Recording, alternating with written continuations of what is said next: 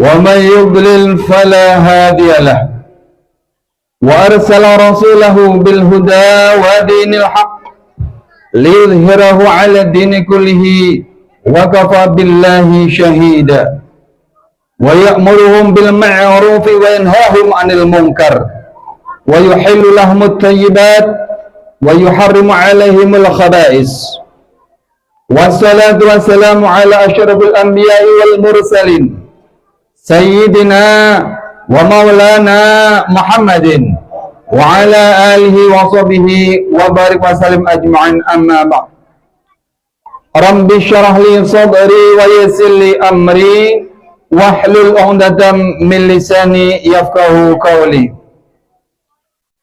فقد قال الله تعالى في القرآن الكريم أعوذ بالله من الشيطان الرجيم بسم الله الرحمن الرحيم لقد جاءكم رسول من أنفسكم عزيز عليه ما أنتم حريص عليكم بالمؤمنين رؤوف رحيم وقال تعالى أيضا فمن كان يرجو لقاء ربه فليعمل أملا صالحا ولا يشرك بعبادة ربه أحدا صدق الله العظيم.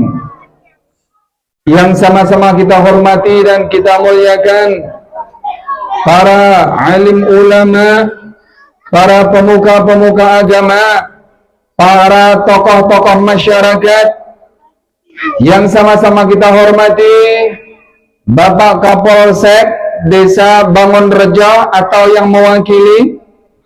Yang sama-sama kita hormati Bapak Dan Ramil atau yang mewakili. Kemudian yang kami hormati pula Bapak Kepala Desa Bangunrejo beserta seluruh staf jajarannya. Dan mohon maaf, ulun pribadi nggak bisa menyebutkan satu persatu karena memang di antara kita belum begitu kenal. Namun tanpa mengurangi rasa hormat kami, insya Allah para bapak, para ibu, hadirin sekalian, Majelis Maulidun Nabi Sallallahu Alaihi Wasallam yang hadir, insya Allah mendapat rahmat, nikmat, taufik, hidayah Allah Subhanahu Wa Taala. Amin amin ya Rabbal Alamin. Para bapak, ibu, hadirin sekalian yang dimuliakan Allah Subhanahu Wa Taala, pada kesempatan malam hari ini kita semua merayakan dalam rangka menyambut kelahiran baginda Nabi Muhammad Sallallahu Alaihi Wasallam. Kita lihat pada baleho yang baru saja kami juga berdiri sini melihat tema dengan tema meneladani akhlak baginda Nabi Muhammad Sallallahu Alaihi Wasallam dalam kehidupan sehari-hari. Kita ambil hikmah pada malam hari ini, harus ada yang bisa diambil pulang. Harus ada oleh-oleh. Jangan hanya satu bungkus oleh-oleh yang kita bawa itu. Bukan itu. Itu sampai di rumah makan habis. Yang dimaksud adalah oleh-oleh nasihat rohani dari baginda Nabi Muhammad SAW. Yang bisa membawa kita nanti terang di alam kubur. Yang akan membantu kita. Karena kita semua akan mati meninggal dunia. Disebutkan dalam Al-Quranul Karim, kullu nafsin dha'iqatul maut. Setiap manusia, setiap jiwa pasti akan merasakan mati. Toh kita semua mau ditawari, siapa yang mau diberi panjang umur? Diberi umur sampai 100 tahun, siapa mau? Sampai 150 tahun, siapa mau? Sampai 200 tahun mau? Nah sekarang kita tanya, yang mau umur 200 tahun seperti apa bentuknya? Kita bayangkan, diberi umur 200 tahun bentuknya kayak apa? Nggak berbentuk lagi Pak ya. Yang 100 tahun, sekarang itu yang 100 tahun. Ya mohon maaf, hampir-hampir di kampung kita ini umur yang 90 sudah nggak ada lagi. Iya Pak? Nggak ada lagi 90 tahun, apalagi yang 200 tahun. Kemungkinan saja kencing, beherak, bekami, apa aja yang dikerjakan, kemungkinan di atas ranjang saja. Ujar yang hidup mengalihi juga, ya orang yang garing ini, anak dijajak juga ini. Yang sakit pun akan merasa kerepotan. Daripada aku ini makan goreng beherak di tempat, lebih baik mati juga ya. Nyaman. Nah, sekarang persoalannya, bagaimana umur yang sedikit kita manfaatkan? Apa hikmah yang kita ambil di dalam bulan Maulid ini? Tercatat dalam sebuah sejarah di Yaman itu Pak, ada sebuah cerita. Orangnya miskinnya luar biasa, terkenal di kampungnya orangnya paling miskin. Tapi hatinya mau mengadakan peringatan Maulid luar biasa. Suatu ketika, begitu datang bulan Maulid, orang miskin ini mengumpulkan uang. Sebulan, 2 bulan, 3 bulan, orang ini hanya bisa mengumpulkan apa yang dikumpulkan. Untuk menjamu orang yang hadir mau mendatangkan orang kayak Maulid begini, hanya bisa mengumpulkan 1 kilo buah korma. Modal orang miskin ini, mohon maaf. Tapi hatinya tidak lapuh, tidak hanyut, tidak hilang digerus dengan usia dan umur. Dia walaupun tua, bagaimana dan kayak apa, aku harus melaksanakan peringatan hari kelahiran baginda Nabi di rumah sorangan. Hanya apa caranya?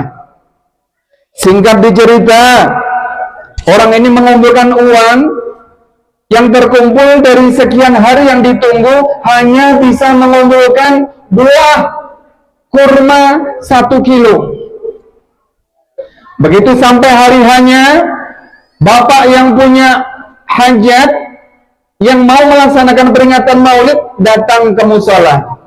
Begitu datang, habis sholat, diumumkan kepada jamaah, mohon maaf para bapak, jamaah sekalian di musola, ulun malam hari ini mengundang pian berataan untuk bisa hadir sama-sama menghadiri di rumah ulun untuk memperingati hari kelahiran baginda Nabi. Ujar jamaah, sidin rumah sudah halus, ya? Pintu aja ditutup berbunyi kreot gitu. Bisa membayangkan rumahnya Pak? Begitu ditutup berbunyi, ya mohon maaf, yang mengundang orang miskin. Sambutan jamaah sinis, meremehkan pokoknya. Singkat dicerita, ketika bapaknya membawakan 1 kilo kurma itu, ditaruh di meja belakang di dapur, ketika anaknya mau mencoba, bah, apa yang pengen bawa bah? Kurma yang bagus manis itu. Ujar anak, bah, cobai bang ulun sebuting wara. Nah, 1 aja diminta. Apa ujar abahnya? Jangan naik, ini gasan kena malam. Nanti malam habis isya kita sama-sama mengumpulkan orang dalam rangka peringatan kelahiran Nabi. Habis acara, ayo pen habisakan kalau masih ada barangnya, kata abahnya. Habis isya ditunggu sudah, abahnya tadi sudah mengundang orang. Begitu masuk ke rumah, mulai berjalan jarum jam 8. Belum datang lagi orang, padahal bubar sudah jamaah itu. Jamaah di musola sudah bubar. Setengah 9, jam 9, setengah 10, mengantuk yang punya rumah. Kada datang lagi orangnya. Akhirnya jam 10, taguring juga yang mengundang. Taguring sorangan. Di dalam guring itu Pak, subhanallah, dalam mimpinya, beliau diketuk rumahnya itu diketuk. Assalamualaikum, suaranya merdu dari luar. Tapi dalam mimpi ini Pak ya. Yang diundang orang jamaah musola tadi, satu pun gak ada yang datang Pak ya. Sampai taguring menunggui mau nikah Dina. Taguring sampai jam 10, kauyuhan sidin. Kenapa? Menukar yang sekilo tadi itu, apa? Berjalan kaki jauhnya minta ampun. 1 kilo, bayangkan Pak, zaman itu. Karena pengennya, hatinya luar biasa, ingin melaksanakan peringatan Maulid. Apa yang terjadi? Dalam mimpinya diketuk rumahnya, begitu dibuka, subhanallah, orang berjubah babolang, masing-masing membawa piring, ditutupi begini. Masing-masing membawa oleh-oleh. Dalam mimpinya ini. Beliau mau ambilkan oleh-oleh yang dibawa itu diserahkan ke beliau, satu diambil, ditaruh di meja dapur. Berapa orang itu? Banyak betul. Hampir setiap orang membawa oleh-oleh dalam mimpinya. Setelah sampai ya di rumah itu, masing-masing tamu membawa mangkok, ada piring dan sebagainya, ditutup. Ya, nggak tahu tuan rumah yang menyambut, nggak tahu apa isinya. Semua barang yang dibawakan dari yang mimpi orang ini semuanya ditaruh di meja sampai nggak muat ini mejanya. Habis itu di dalam mimpinya ini rombongan yang datang itu membaca Simsud Duror dengan syair-syair yang begitu indah, begitu merdu, begitu bikin takjub suara di dalam syair-syair mimpi itu. Hingga sampai selesai, ya, hingga sampai selesai. Singkat dicerita, pada malam hari itu kurang lebih jam 11 dalam tidurnya, tidur sambil menunggu duduk. Jam 11 terbangun, terbelalak beliau itu. Di dalam mimpinya ini baca Maulid Habsyi sampai habis dengan syair-syair yang begitu indah, begitu merdu, luar biasa. Bahkan dalam kisah ceritanya, mimpi beliau belum pernah mendengar syair lantunan yang begitu merdunya di dalam mimpi itu. Belum pernah. Luar biasa. Setelah terbangun, anaknya pun berjaga. Bangun pada saat itu. Bah, sudah tuntung gak Bah? Sudah selesai gak Bah acaranya Bah? Iya sudah naik. Nggak ada juga orang datang. Ayo hak, makan naik di situ. Apa yang dilihat di dapur? Dalam mimpi tadi, setiap orang yang datang membawa piring dengan ada mangkok, ada piring, kemudian ditutup. Apa yang terjadi? Itu terjadi, betul-betul terjadi. Yang ada di meja dapur itu begitu dibuka, ada hidangan begitu lezat, dan beberapa dibuka semua dari piring-piring dan mangkok itu ada emas murni yang nggak ada di dunia ini. Semuanya itu tiada lain. Rupanya tamu itu adalah malaikat Allah Subhanahu wa Ta'ala mendatangi seseorang yang cinta kepada sholawat dalam rangka menyambut hari kelahiran Nabi. Jadi singkat dicerita, begitu dibuka, makanannya pun itu lezat dan tidak ada di dunia. Pada saat itu maksudnya belum pernah orang rumah ini merasakan nikmatnya dari hidangan yang ada disajikan dikala dibuka waktu itu. Begitu dirasakan nikmatnya luar biasa. Dan yang ada di piring itu berupa emas yang lebih dari emas full 24 karat. Pokoknya emasnya yang tertinggi. Singkat dicerita, ketika emas itu dijual, pada saat itu sudah triliunan. Itu kisah singkat cerita orang yang di Yaman sampai sekarang. Begitu bulan Maulid, beliau selalu mengadakan dengan beberapa memotong onta, ratusan. Itu kisah orang yang miskin di zaman Rasulullah. Ini zuriatnya aja lagi.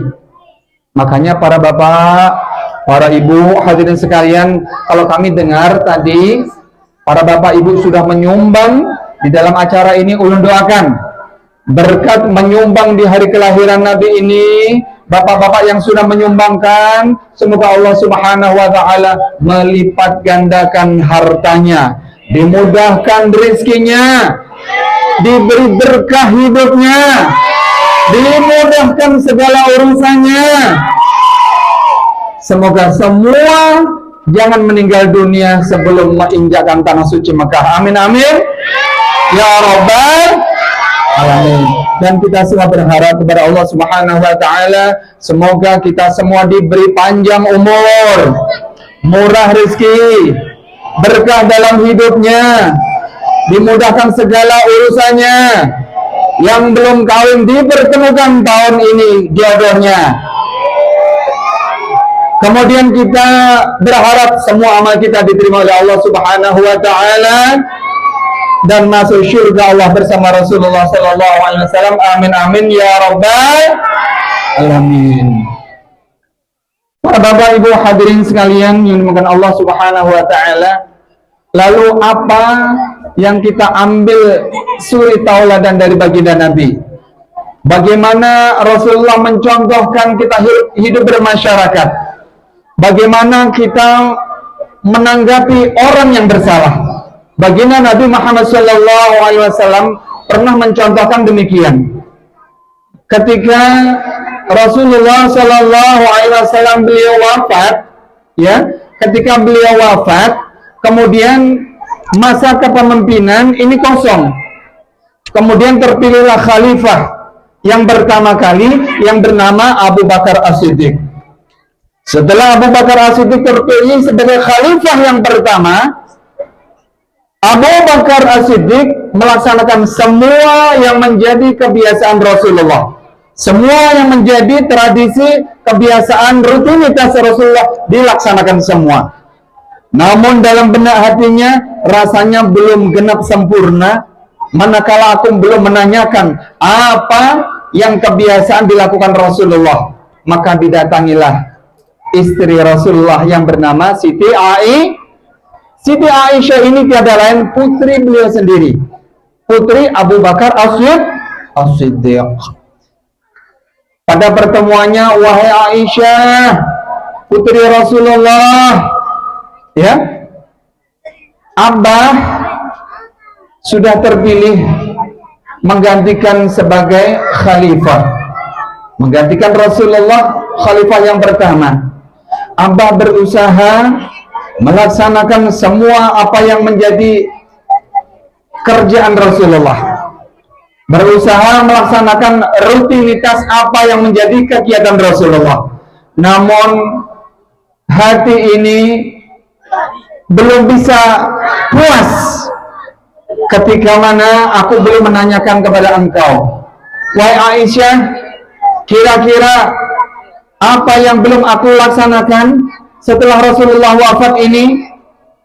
Kata Siti Aisyah, wahai ayahanda, di sana ada orang buta, di pasar itu ada orang buta. Orang buta itu menjadi raguan, menjadi, kalau bahasa Jawa, inguan, menjadi rutinitas kebiasaan Rasulullah memberi makan orang, dan itu orang kafir, orang kafir. Tempatnya di pojok di pasar, orangnya buta, orang kafir. Itu tiap hari Rasulullah kalau ada di kampung, itu beliau membawakan nasi, disuap dengan tangan beliau sendiri, disuapi sampai habis. Itu kebiasaan Rasulullah. Itu bahaya pian yang belum melaksanakan. Oh, kalau memang begitu, Abah mencoba mendekati, membiasakan apa yang menjadi kerjaan Rasulullah, kata Abu Bakar. Kemudian Abu Bakar mendatangi ke pasar. Setelah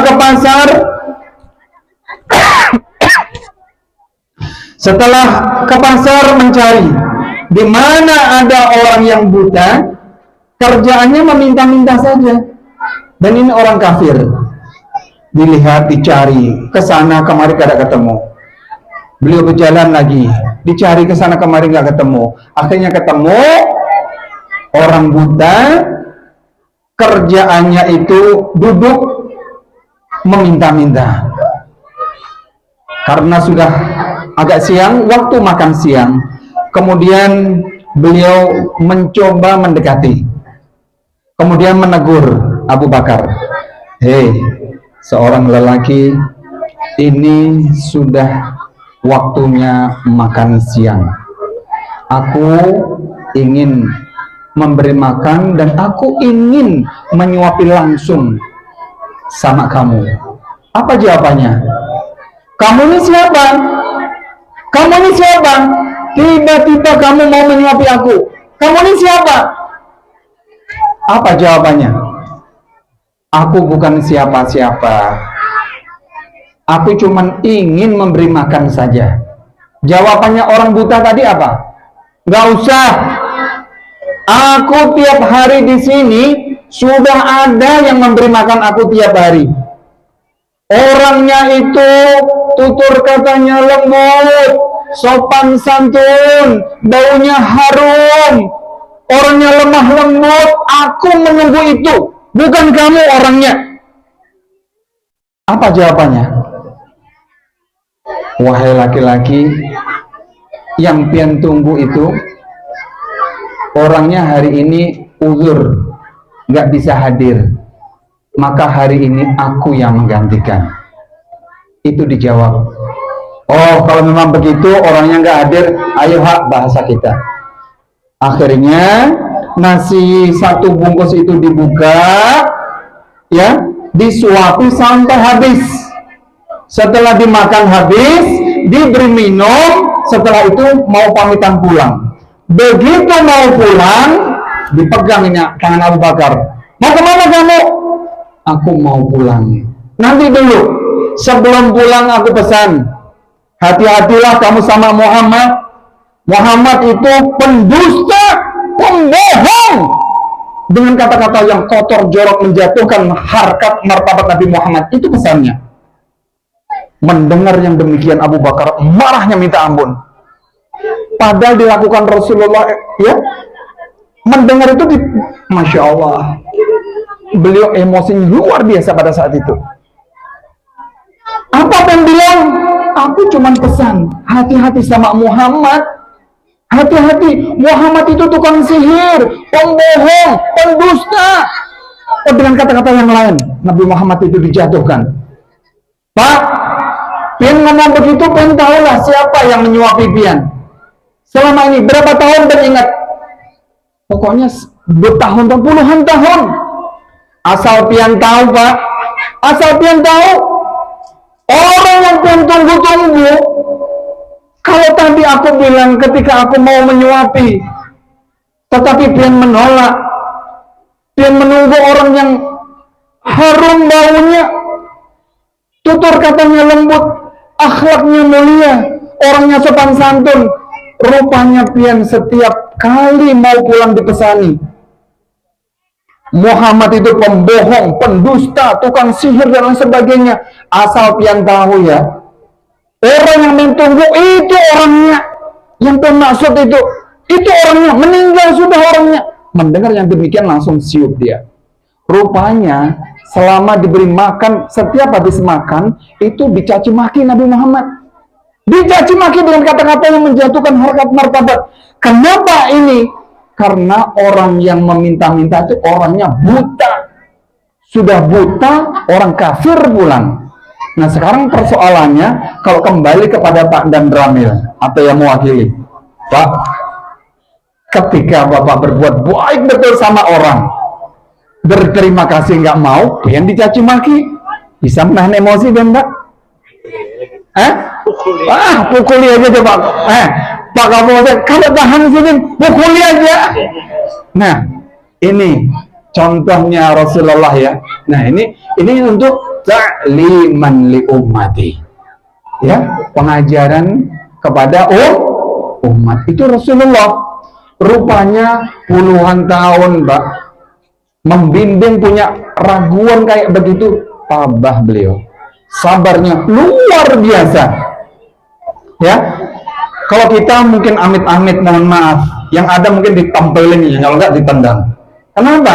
Puluhan tahun, coba bayangkan, ya, dengan tabah sabar, hampir setiap makan pagi, siang, sore, beliau menyuapi dengan tangan sendiri, satu bungkus sampai habis, diminumi sampai habis, pulang, nanti zuhur gitu lagi, asar gitu lagi, tapi setiap makan dikesani.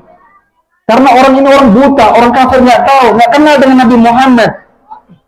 Ya, begitu mencari baru tahu nih gantinya. Khalifah Abu Bakar As-Siddiq membuka kisah itu. Rasulullah nggak pernah membuka kisah. Coba bayangkan betapa tabah dan sabarnya Rasulullah Shallallahu Alaihi Wasallam. Ini untuk ta'liman li ummati, pengajaran kepada umat. Nah, kemudian bagaimana juga kesabaran Rasulullah menghadapi istri yang salah. Rasulullah itu kepada istrinya sering memuji dengan kata-kata Humaira. Ya Humaira. Begitu beliau masuk rumah, beliau duduk memanggil istri dengan sebutan kata-kata Humaira, itu adalah kemerah-merahan. Jadi kalau kita punya istri sering menyambut dengan kata-kata sayang. Oh sayangku, cintaku. Nah, jadi ini takliman, Mbak. Ta'liman li ummati, ya, Rasulullah ini memberi bimbingan kepada umat. Kalau berumah tangga, pakai kata-kata sayang. Itu istri kita, Pak, belahan jiwa kita. Jangan disakiti. Ya, rezeki itu lancar berkat doa istri. Ya, surga istri itu ada pada suami, tapi surga suami ada pada sang ibu. Karena al-jannatu tahta aqdamil ummahat. Surga itu berada di telapak kaki ibu. Jadi lancarnya rizki itu berkat doa sang istri. Jadi ada istri, sayangi istri, jangan sampai disakiti hati. Nah, ketika Rasulullah Shallallahu Alaihi Wasallam memanggil istrinya dengan kata-kata sayang, ya Humaira, kalau bahasa Indonesia kita, bahasa di kampung kita, oh sayangku, cintaku, tolong buatkan kopi, bahasa kita. Tolong buatkan kopi. Nah, akhirnya Siti Aisyah ini ke dapur karena keuyuhan, lepas kontrol, 1 sendok kopi, semestinya tambahannya apa? Gula. Tapi ini bukan gula yang dimasukkan. Apa? Garam. Tapi nggak sengaja, mohon maaf, tidak sengaja. Mana aku apa? Ulun contohkan langsung. Nah, ini permisi, dibuka aja, Pak. Nah, kata Rasulullah, buatkan kopi. Begitu masuk ke dapur, beliau mengambil gelas, dimasukkan itu bubuk kopi. Karena mohon maaf, pada saat itu nggak ada tandanya. Ini micin, ini garam, ini gula, nggak ada tandanya. Begitu kopi sudah masuk, ini sebetulnya semestinya gula, tapi mohon maaf, salah ambil garam dimasukkan. Tapi mohon maaf, lagi-lagi nggak sengaja, Siti Aisyah, karena mungkin lepas kontrol, cepat-cepatan. Begitu diseduh, disajikan kepada Rasulullah. Dengan lembut beliau menyajikan. Beliau sajikan ini, disajikan. Wahai baginda Rasul, aku persilahkan untuk diminum. Wah, kata beliau, Bismillahirrahmanirrahim.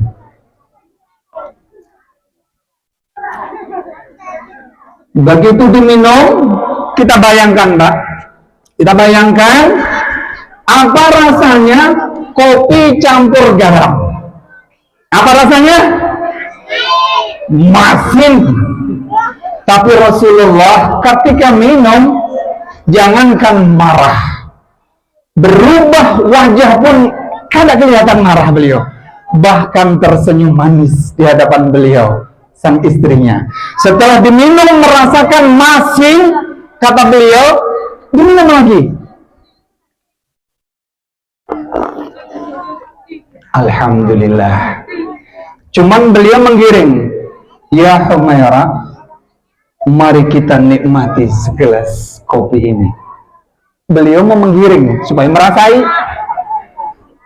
Wahai Humaira, mari kita nikmati segelas kopi ini, kata istri beliau. Jangan baginda Rasul, aku ini membuatkan khusus kepada suamiku tercinta, engkau baginda Rasul. Dalam benak hati Rasul, kayak apa supaya ini terminum nih? Ujar baginda Rasul, wahai istriku Humaira, oh sayangku, cintaku, rasanya kurang nikmat. Aku ingin merasakan di pagi-pagi yang sepoi-sepoi angin dingin ini, mari kita merasakan betapa nikmatnya segelas kopi. Mari kita nikmati. Digiring beliau, singkat cerita, dicobai ini minum. Karena dipaksa oleh beliau, dicobai. Apa yang dirasa? Apa rasanya, Bu? Merasai sendiri Sida Aisyah ini. Masihnya luar biasa. Ya Allah. Di situ Sida Aisyah malu sendiri, bertunduk malu, minta ampun luar biasa. Nah, pelajaran yang penting kita ambil dari diri Rasulullah di situ. Ketika kita menghadapi istri berbuat salah, jangan dimarahi. Kenapa? Karena kesalahan itu tidak disengaja. Balas dengan kata-kata senyum. Oh kasihku, sayangku, cintaku. Luar biasa. Kalau perlu membuat kesalahan, dirangkul, diragap. Karena apa? Seorang istri ini kalau melihat suami marah, dia lebih teriris lagi. Nah sekarang pertanyaannya, Bapak Kapolsek, bagaimana coba Bapak Kapolsek, istri tercinta di rumah membuatkan kopi dengan 1 sendok kopi, tapi tersalah Pak Kapolsek, yang dimasukkan garam atau micin. Kayak apa bapaknya? Aduh, masih. Ini coba Pak Kapolsek, masih benernya. Bisa-bisa ini Pak, lepek sama gelas pecah di buahnya. Kenapa? Marah beliau. Ini Rasulullah memberi gambaran, ya. Ini ta'liman li ummati, ya, pengajaran kepada umat kita. Ya, ini umat Rasulullah. Jadi disuruh sabar, Pak. Suruh menghadapi kayak gitu, sabar. Ibu-ibu, ulun tak betakun nih. Ibu-ibu terkenal. Semua kaum perempuan itu mempunyai kelebihan, Ibu. Apa kelebihannya, Ibu? Apa kelebihannya, Bu? Ibu-ibu Supan mau menyebut, ulun hanya menyebutkan pula. Ibu-ibu semuanya rata-rata kelebihannya itu cerewet. Nah, pas sudah. Iya, Bu. Perempuan itu rata-rata cerewet. Kenapa cerewet? Karena mulutnya 2, Pak. Mulutnya 2, rata-rata cerewet. Jadi ada cerita, Pak, mohon maaf. Ada cerita ini. Ini kelebihan, Pak, ya. Kelebihan kalau orang di agama, ini ada kelebihannya. Jadi ada orang berpendidikan agama kawin dengan seorang perempuan yang cerewet. Tiap hari di rumahnya tuh ada yang diributakan, Pak. Tetangga sampai mujak mendengarkannya. Apa didengar? Tangtung, tangtung, ada yang pecah tuh. Cicak di dinding itu bisa jadi saksi bisu, Pak. Kadang apa tuh, ada tokek, kenapa? Menyaksikan tiap hari berkelahi terus. Nah suatu ketika kejadian, ya mohon maaf, takut nih Pak Kapolsek kalau nggak percaya, Pak, kalau orang laki-laki ini, kalau ada perempuan cerewet terus di rumah, semangat nggak, Pak? Semangat nggak? Nggak semangat, hilang semangat lah. Hilang semangatnya. Makanya ibu-ibu mohon maaf, kalau di rumah, Bu, jangan cerewet, Ibu. Mohon maaf, mewakili kaum laki-laki, Kalau perempuan cerewet, kaum laki-laki ini Bu, ibarat makan, nggak nafsu lagi Bu, nggak nafsu. Nah, ini kejadian dalam cerita Bu. Suatu ketika bapak yang berkelahi ini muyak. Apa bahasa muyak itu? Orang Jawa apalah? Karena tiap hari berkelahi terus, apa bahasa Jawa Pak? Hah? Juda. Mbah? Apa? Oh, ribut terus tuh loh. Bahasa Jawanya apa? Ribut terus tiap hari. Muyak bahasanya ya. Muyak apa? Bahasa Banjar muyak muni. Karena tiap hari berkelahi, maka sang suami ini kusang, nggak tahan di rumah. Akhirnya pada saat itu sepeda motor belum ada, Pak. Mobil belum ada, yang ada kuda. Jadi yang dipunya kuda. Kemudian sang suami mau menghibur diri naik kuda. Begitu naik kuda, dilihatnya juga istrinya, kemana Bian? Umpat pulang. Iya ambulan. Sudah memamai di rumah, hendak menghibur diri, umpat pulang. Karena suaminya itu orang di agama Ayuha. Akhirnya suami duduk di depan, sang istri duduk di belakang. Ketika dua-duanya duduk, ini kuda jadi saksi hidup Pak. Tiap hari suami ini, istrinya ini marah terus sama suaminya. Ketika kuda ini berjalan sambil menunduk, dia berpikir, kayak apa ulun mencelakai binian yang cerewet ini? Kayak apa caranya? Kuda yang hendak membalasakan. Kudanya hendak membalasakan. Dia sambil berjalan menunduk berpikir nih kuda, kayak apa supaya mencelakai ibu yang cerewet ini? Akhirnya apa? Di depan itu ada sumur tuha. Nah, hendak ulun ceburakan sang ibu ini. Begitu dekat di sumur tua, kaki di belakang ini dijungkitkan ke atas sehingga sang ibu jatuh ke dalam. Apa yang terjadi? Begitu jatuh ke dalam, ini namanya tanggung jawab seorang suami. Kalau suaminya beriman, mungkin akan dikatakan, mati kau, aku hendak mbak bini pulang. Satu menangis, satu hendak mbak bini pulang. Tapi kalau orangnya beriman, walaupun bagaimana dan kayak apa, tetap istri. Jadi berusaha sang suami ini menolong istri yang lagi jatuh di dalam sumur tuha. Sumur ini sudah ratusan tahun. Apa yang terjadi? Sang suami mencari tali yang panjang diulurkan ke dalam sumur, kemudian berteriak dia, "Mah, itu ada tali. Kalau sudah sampai, pegang, nanti aku angkat ke atas." Ya, katanya. Tali sudah sampai di atas, di dalam, ditarik, perasaan sudah ada yang memegang. Begitu sampai di atas, itu bukan istrinya yang keluar, apa? Jin penunggu sumur itu. Lalu sang suami tanya, kau ini siapa? Aku adalah jin penunggu sumur 100 tahun yang sudah menunggu di sini. Mana istriku? Istri kamu aku tendang jatuh ke bawah. Kenapa ditendang? Ada bahan, aku dimamai aja deh. Hanya beberapa detik aja, memamai di dalam. Ya, sang istri ini sudah mau naik, ditinjaknya. Ya, ditinjaknya, kenapa? Kada tahan. Ya, jin penunggu sumur sudah ratusan tahun, Pak. Kada tahan menghadapi bini cerewet, apalagi suami.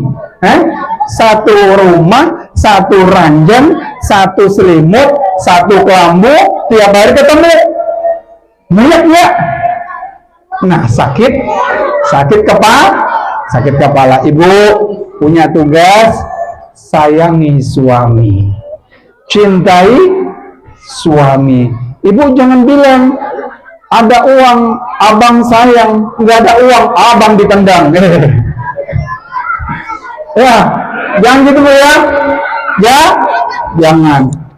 Para bapak ibu hadirin sekalian yang dimuliakan Allah Subhanahu wa taala, yang perlu kami sampaikan di sini, ya, kita ini perlunya amalan. Amalan ini yang mengantarkan kita, tabungan kita untuk sama-sama kita masuk surga Allah Subhanahu wa taala. Di antaranya amalannya karena bulan Maulid, banyaki sholawat. Banyaki sholawat. Bapak, Ibu yang suka dan senang dengan majelis Maulidul Nabi, dengan Maulid Habsyi, bisa bergabung Maulid Habsyi. Yang nggak ada waktunya, bacakan sholawat. Apa kelebihannya? Ada perbedaannya, Pak. Ada cerita pendek kayak begini. Sama-sama ulama, sama-sama punya pondok pesantren. Yang satu itu mempunyai pondok pesantren, anaknya alim, mengajar di pondok pesantrennya. Yang satunya padahal bintang kelas di pondok pesantren.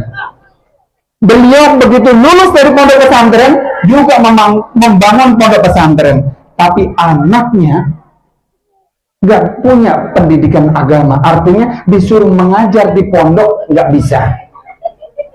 Kemudian ada pertanyaan begini, apa masalahnya dua pelajar di pondok pesantren dulunya menjadi bintang kelas, begitu lulus satu punya pondok pesantren, anaknya alim juga, yang satu punya pondok pesantren tapi anaknya nggak alim. Ini ditanyakan oleh Yai Hamid. Ya, ada orang menanyakan kepada Yai Hamid, apa persoalannya? Begitu sampai di hadapan Romo Yai Hamid, ya, Yai Hamid ini adalah beliau seorang wali kutub Al-Maghfurlah, Kiai Haji Abdul Hamid bin Abdullah bin Umar Pasuruan. Jadi sampaikan Ibu, ulun pribadi asli dari Bojonegoro, alumni pondok pesantren Salafiyah Pasuruan di tempat Kiai Haji Abdul Hamid bin Abdullah bin Umar Pasuruan, dan sekarang dipangku oleh pengasuhnya, yakni Bapak Kiai Haji Kiai Romo Yai Haji Idris Hamid, putra beliau. Ini sekarang. Kalau dulu Kiai Haji Abdul Hamid. Singkat dicerita, begitu tamu sampai di hadapan Yai Hamid menanyakan sesuatu, apa masalahnya? Ada dua bintang di pondok pesantren, satu punya pondok, punya anak yang alim, satu punya pondok, tapi anaknya nggak alim. Dijawab oleh beliau, aku tahu dua pertanyaan itu. Ya, masalahnya yang satu punya pondok dan anaknya nggak alim, yang satu punya pondok, yang satu nggak alim. Itu persoalannya, ada yang satu itu orangnya gemar baca sholawat. Jadi Pak Polisi, yang mohon maaf waktunya nggak banyak untuk bisa nimbrung ke Maulid Habsyi, bisa sambil dinas baca sholawat. Allahumma sholli ala sayyidina Muhammad, Allahumma sholli ala sayyidina Muhammad, Allahumma sholli ala sayyidina Muhammad. Walaupun nggak komat kamit mulutnya, hati tapi nggak lepas. Kalau mau mengharap anaknya yang soleh dan solehah. Makanya ulun kayak kadang menyopir itu ke Banjarmasin kemana, dengan apa tuh mungkin banyak pikiran tapi hati tetap sholawat. Kadang baca Yasin, Waqiah, Tabarok, nanti tasbih, nanti sholawat juga. Apa maksudnya? Sholawati memagari. Kita semua kalau pengen punya anak yang soleh dan solehah, ya, kemudian hati kita juga jernih, ya, insya Allah rezeki ada aja mengalir. Banyaki sholawat, jangan tinggalkan. Jadi kalau mohon maaf, kalau melihat anak orang mecelnya minta ampun, itu kemungkinan abahnya kada pernah membaca sholawat. Sholawat yang paling pendek, Allahumma sholli ala sayyidina Muhammad, diamalkan Pak. Sallallahu ala Muhammad, sallallahu ala Muhammad, sallallahu ala Muhammad. Dan itu juga mohon maaf, berkat sholawat itu juga kembali dalam kisah yang pertama tadi, orang miskin jadi kaya raya karena emas dalam mimpi tembus menjadi kenyataan. Emas tadi itu dijual hingga triliunan, sehingga menjadi rumahnya itu rumah gedong. Dan tiap tahun beliau itu begitu datang bulan Maulid, beliau itu menyembelih onta dengan jumlah tidak sedikit, ratusan onta yang dipotong. Kenapa? Karena nggak mau lepas dari sholawat. cinta kepada Nabi Muhammad Sallallahu Alaihi Wasallam. Para bapak ibu hadirin sekalian yang dimuliakan Allah Subhanahu Wa Taala, kemudian masalah zikir ya, zikir itu mohon maaf di mana-mana menjadi pro dan kontra. Kalau ada pertanyaan, Pak Ustadz, bagaimana zikir itu, mau yang keras, mau yang biasa, atau yang sedang, mana yang bagus? Sebetulnya semuanya sama aja. Jadi persoalannya karena di dalam tuntutan Islam itu nggak ada mau nyaring, mau sedang, mau yang pelan, itu nggak ada tuntutannya. Yang nyata jangan menghilangkan kalimat yang dibaca itu. Kalau seumpama subhanallah, maka subhanallah hurufnya yang lengkap. Kalau yang dibaca la ilaha illallah, la ilaha illallah, berarti kalimatnya dilebihi. Tapi di dalam hukum al-'adatul muhakamah ya, hukum kebiasaan, kalau masyarakatnya nggak suka yang nyaring, berarti yang sedang-sedang saja. Ya, kalau senang mau nyaring, dinyaringi, tapi kalimatnya jangan dihilangkan, hurufnya harus yang lengkap. Biasanya tradisi, kalau tahlilnya itu sampai 1000, berarti itu diatur nadanya, ada pelan, ada cepat. Kalau cuma 100, biasanya yang 33 itu bergamat la ilaha illallah, la ilaha illallah. Nanti naik ke 33, belaju sedikit biasanya la ilaha illallah. La ilaha illallahnya itu dilihat hurufnya jangan sampai terpenggal. Kalau sudah hurufnya hilang, nah itu merubah arti. Tapi masalah keras, sedang, atau sampai pelan, itu tidak ada tuntutan bimbingan di dalam Islam. Yang penting bagaimana masyarakat merangkul untuk semuanya. Para bapak ibu hadirin sekalian yang dimuliakan Allah Subhanahu Wa Taala, sedikit ulun berpesan. Di dalam hadis Sahih Muslim disebutkan dalam sebuah hadis, baginda Nabi Muhammad Sallallahu Alaihi Wasallam beliau bersabda, ya ma'saral nisa, tasaddaqna wa akthirna istighfar, fa inni ra'aitukum aqwa ahlin nar. Ini pesan Rasulullah. Wahai sekalian kaum wanita, kaum perempuan, kaum hawa,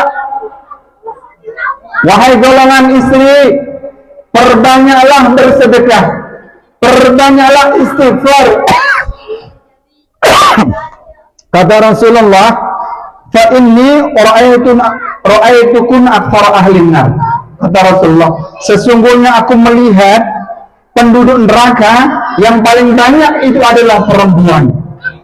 Fakhalat minhuna jazlah. Kemudian dalam majelis Rasulullah di situ ada salah seorang bertanya kepada Rasulullah, ya Rasulullah, wa ma kunna aktsara ahlin nar, kenapa kami golongan perempuan menjadi yang paling banyak penduduk neraka? Kenapa ya Rasulullah?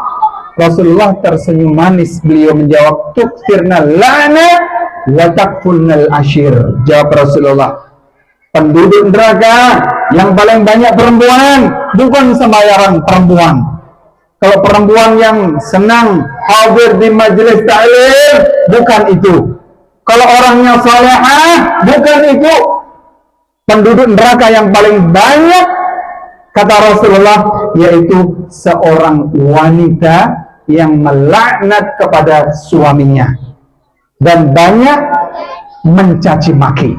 Hati-hati ibu, ya.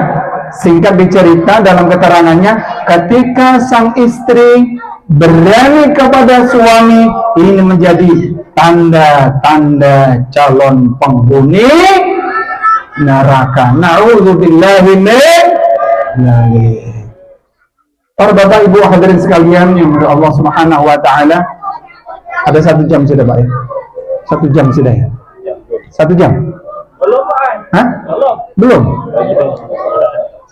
Ini rencana mau cukup? Belum. Sudah cukup Pak? Belum. Mau berapa jam lagi Pak? Sampai subuh? Tepian enak. Ulang jauh. besok jam 10 kami harus sudah sampai di Pagatan, karena di Hotel Madinah ada acara reuni, kami harus mengisi di sana. Jadi besok subuh langsung kami cabut. Sebetulnya malam ini bang, tapi nggak sanggup. Mana bang, mengantuk bener rasanya, mengantuk sudah. Ya, baik, ulun tambah sedikit bapak. Para bapak ibu hadirin sekalian yang berbahagia, perlu diketahui, ad-dunya mazra'atul akhirah. Dunia ini adalah sawah ladang di akhirat. Manakala kita hidup di dunia, banyak menanam dengan amal-amal saleh, maka di akhirat kita nanti akan memetik buahnya, akan berpanen dengan bagusnya. Makanya dikatakan al-qabru akhiru manzilin min manazilid dunya wa awwalu manzilin min manazilil akhirah. Wa illam yanju fama ba'dahu ahsaru wa illam yanju fama ba'dahu asyaddu. Apa kata Rasulullah? Kita semua pasti akan mati, dan setelah orang meninggal dunia akan ditaruh di alam kubur, dan kubur itu adalah menjadi akhir daripada kehidupan di dunia, tapi menjadi awal kehidupan di akhirat. Apabila manusia di alam kubur ini tidak selamat, dari alam kubur tidak selamat, maka setelah itu lebih sakit lagi disiksa. Namun setelah manusia itu di alam kubur ini selamat, insya Allah akan merasakan manisnya kenikmatan di dalam surga. Yang perlu kita sadari demikian Pak, kalau kita mengambil usia Rasulullah wafat itu umur berapa Rasulullah meninggal? 63. Jadi gini, ketika usia Rasulullah diambil patokan orang meninggal dunia, manusia ini kita semua rata-rata tidur itu cuma 8 jam. Rata-rata 8 jam. 8 jam ini kalau dikalikan usia 63 tahun, dikalikan, ini totalnya kurang lebih 21 tahun Pak, isinya gurung warak. Sadar nggak kita ini? Usia kita sudah terpotong tidur Pak. Terpotong. 21 tahun itu tidur terus. Kalau tidurnya ini tidak ala Islami, maka tidurnya ini hanya mendapatkan air liur. Kalau liurnya sarang burung mahal Pak. 1 kilo yang murni berapa? 20 juta.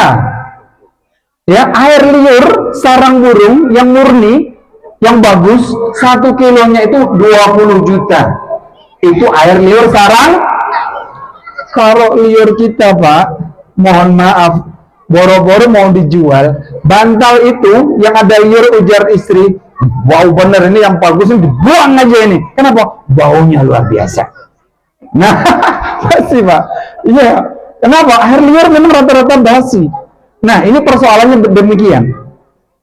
Ketika 21 tahun sadar kita ini usia terpotong di tidur, kemudian tidurnya tidak mengikuti ala Islami, maka mubazir, nilainya kosong kita.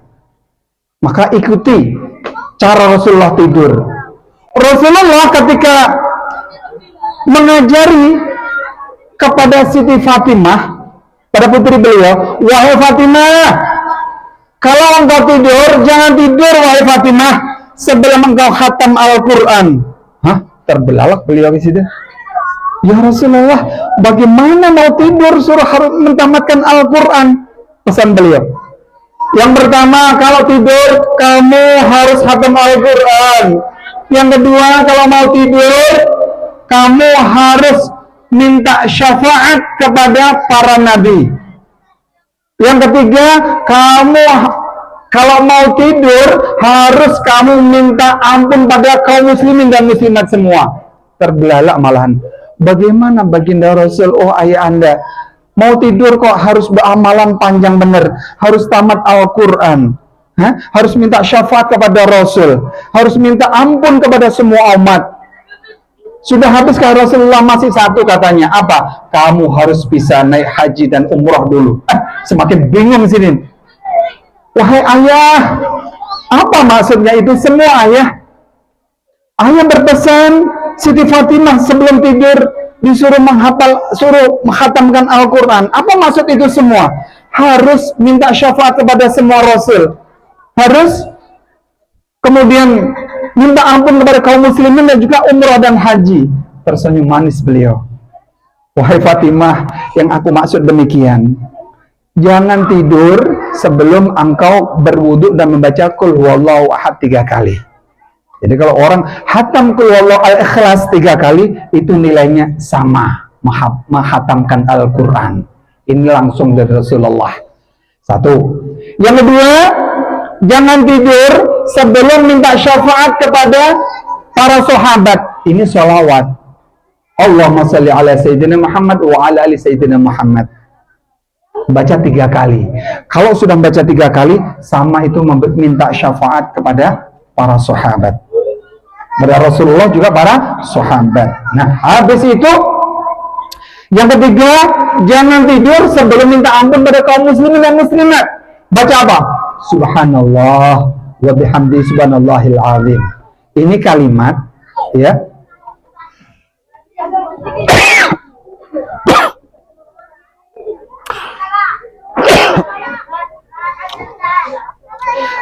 Ini kalimat, maaf, ketika minta doa kepada kaum muslimin dan muslimat, ini kalimatnya adalah baca istighfar.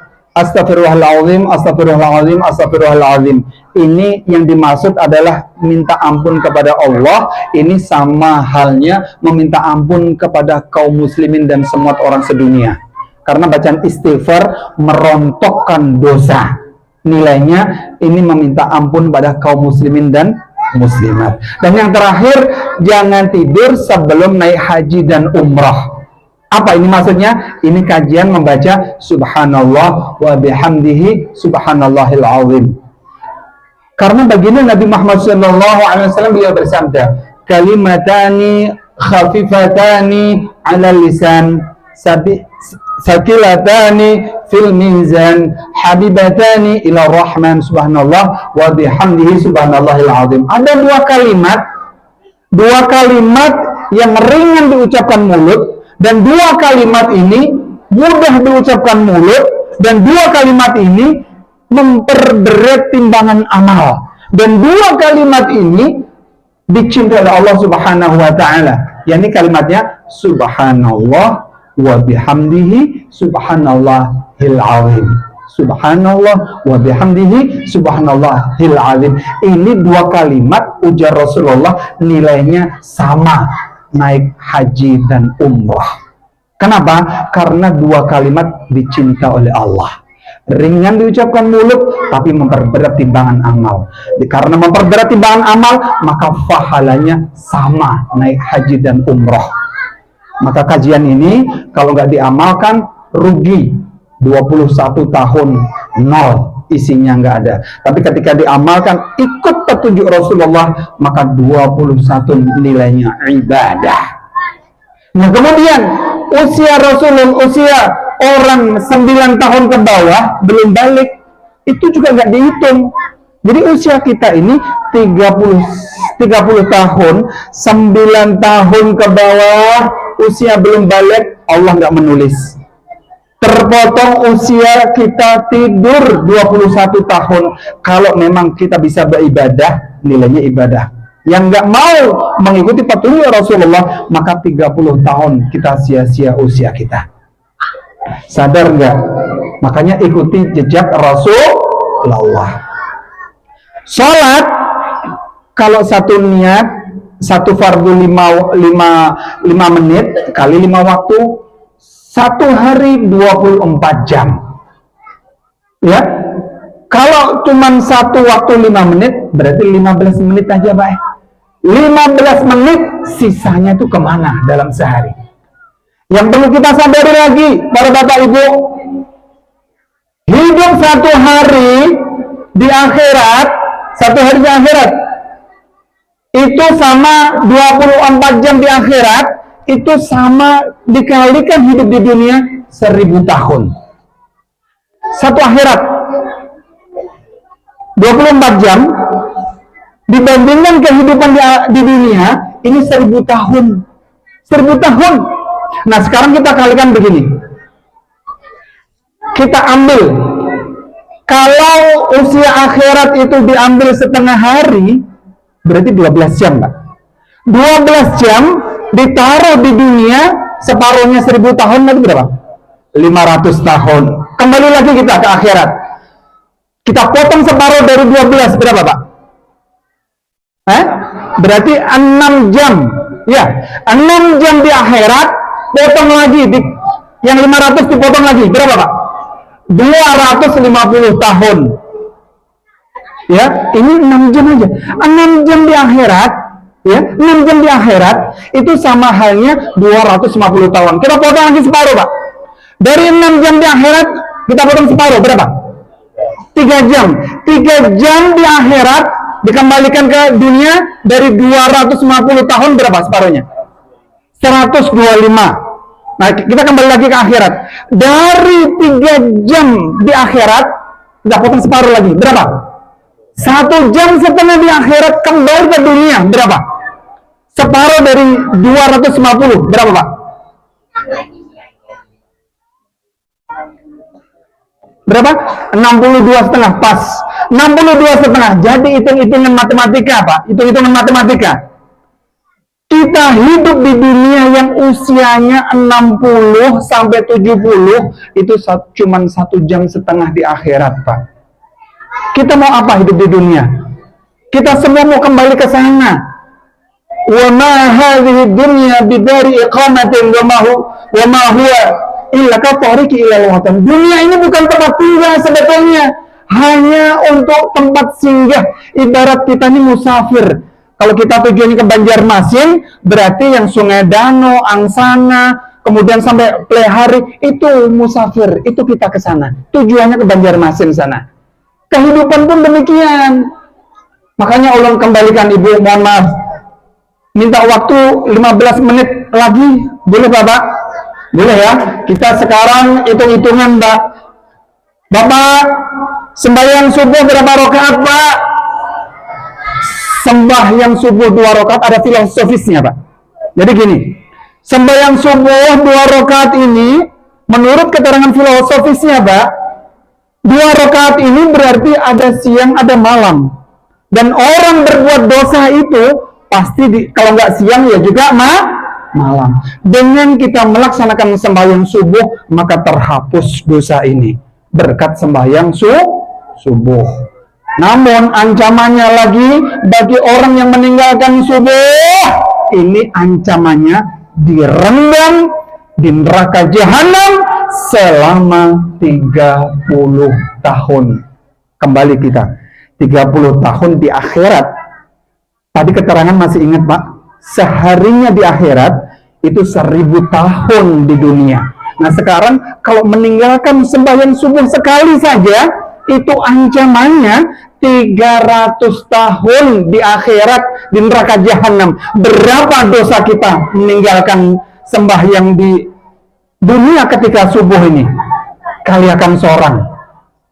Wahai para kaum laki-laki dan perempuan yang suka guring, ngorok, melandau akibat main game, akibat menonton film Piala Dunia. Ada yang guring, umat Rasulullah, sadar. Sekali meninggalkan sembahyang subuh, ancamannya 30 tahun direndam di neraka jahanam. Sadarkah kita? Sadarkah kita? Sembahyang zuhur lagi, Pak. Zuhur 4 rakaat, asar 4 rakaat, 4 ditambah 4 itu adalah 8. 8 ini simbol pintu surga. Orang yang sudah sembahyang zuhur dan sembahyang asar, pintu surga 8 terbuka semuanya. Bagi yang meninggalkan sembahyang, maka akan terkunci itu. Di antara 8 akan terkunci. Nah, sekarang ancamannya lagi. Ancaman bagi orang yang meninggalkan sembahyang zuhur itu sama halnya membunuh orang Islam, 100 orang dibunuh. Itu ancamannya. Padahal membunuh orang satu sudah jahatnya luar biasa di sisi Allah.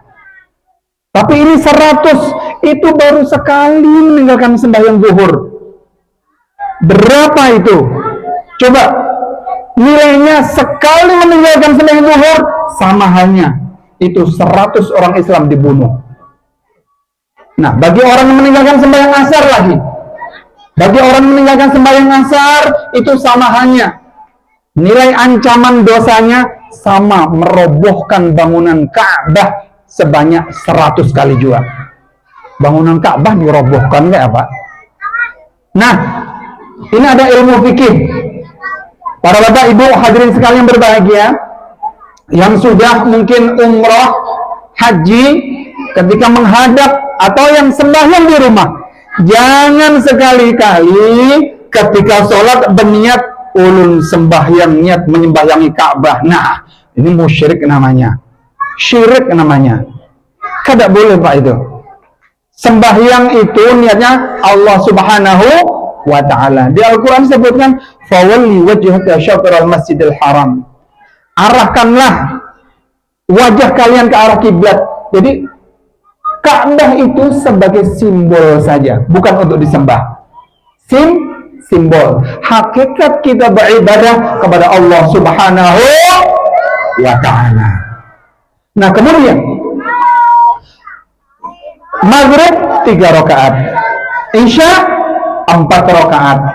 3 ditambah 4 sama dengan 7, itu adalah simbol pintu neraka. Jadi orang yang sudah sembahyang maghrib, sudah sembahyang isya, pintu neraka 7 terkunci semuanya. Nah, bagi orang yang meninggalkan sembahyang maghrib atau isya, ada tuh pintu neraka terbuka masih. Nah, sekarang orang yang meninggalkan sembahyang maghrib, perhatikan. Wahai kaum muslimin dan muslimat yang biasa meninggalkan sembahyang maghrib, ancaman bagi orang sembahyang maghrib ini nilainya sama orang itu berzina dengan orang tua kandung sendiri.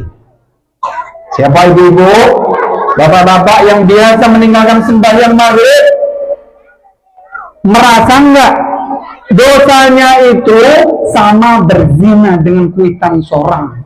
Na'udzubillahi min dzalik. Nah, ketika orang itu meninggalkan sembahyang isya, ujar Allah, murka sudah Allah. Keluar kamu dari bumiku, cari Tuhan yang lain. Murka betul Allah. Kenapa demikian? Kata Rasulullah, as-salatu miftahul jannah. Salat inilah kunci masuk surga. Makanya disebutkan dalam sebuah hadis, awwalu ma yuhasabu bil 'abdu yaumal qiyamah as-shalah. Pertama nanti kalau sudah kiamat yang terjadi, yang ditanya masalah sholat, tidak masalah yang lain. Fa in wujidat tammatan kubilat min wasairu amali. Apabila dilihat sholatnya sempurna, subuh, zuhur, asar, maghrib, isya sempurna, maka karena sembahyangnya sempurna 5 waktu, maka semua amalnya yang lain akan diterima karena sempurna 5 waktu. Tapi fa in wujidatna baisatan ruddat min wasairu amali. Apabila dilihat sembahyangnya tidak sempurna, subuh hilang, zuhur seumpama hauran begawi hilang, asar keunguhan taguring, maghrib isya hanyar ke masjid. Kalau dilihat sembahyangnya tidak sempurna 5 waktu, tidak sempurna, maka ruddat min wasairu amali, maka semua amalnya akan ditolak oleh Allah karena dilihat sembahyangnya tidak sempurna. Kenapa? Karena as-salatu miftahul jannah. Salat inilah yang menjadi kunci masuk surga. Ini akhlak Rasulullah. Yang terpenting di antara yang penting, salat 5 waktu harus dijalankan. Ini yang menjadi rutinitas yang perlu diteladani akhlak Rasulullah Sallallahu Alaihi Wasallam. Ya, yang terpenting kita harus bisa membangun hablum minallah wa hablum minan nas. Yani bisa membangun hubungan dengan Allah, dengan juga membangun hubungan bagus dengan manusia. Ini penting, Mbak. Jadi kita mohon maaf, walaupun rajin beribadah, umrah tiap bulan, haji tiap tahun, tapi kalau kita nggak bisa membangun hubungan baik dengan manusia, percuma itu. Kenapa? La yahillu li muslimin ayyahjura akhahu fawqa salasata ayyamin.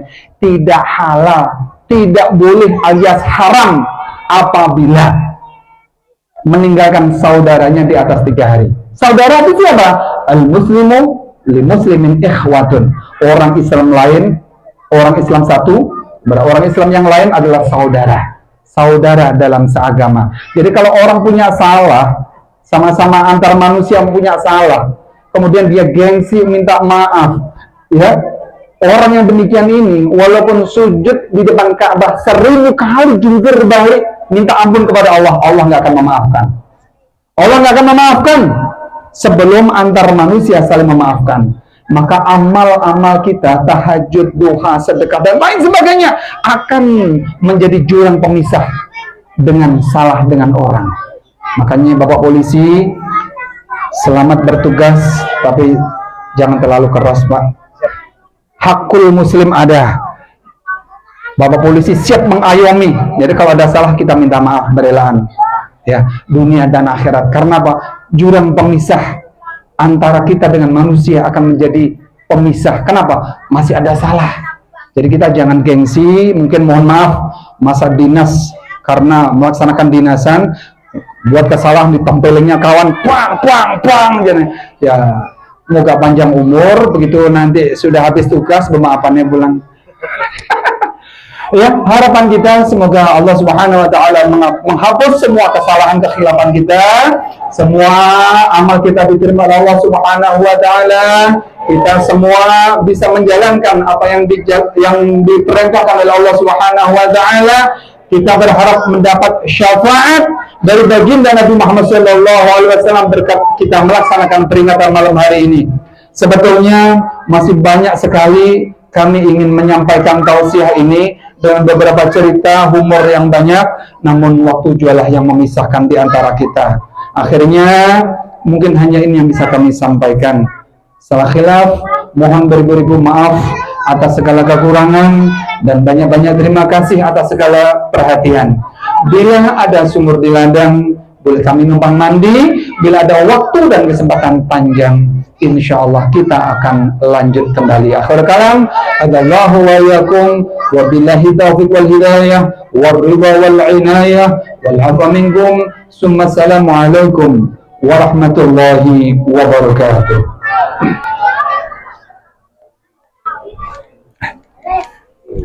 Allah. Akhirnya sampai